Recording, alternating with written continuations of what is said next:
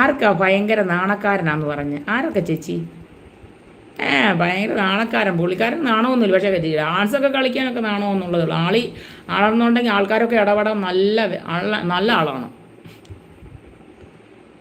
നല്ല ആളാണ്, ഉള്ള കാര്യം പറയുന്നത്. എല്ലാവരോടും കയറി മിണ്ടു അങ്ങ്. എല്ലാവർക്കും, നാട്ടിലുള്ളവർക്കെല്ലാം ഭയങ്കര സമ്മതനായ മനുഷ്യനാണ്. എല്ലാവരോടും നല്ല കരുണയാണ്.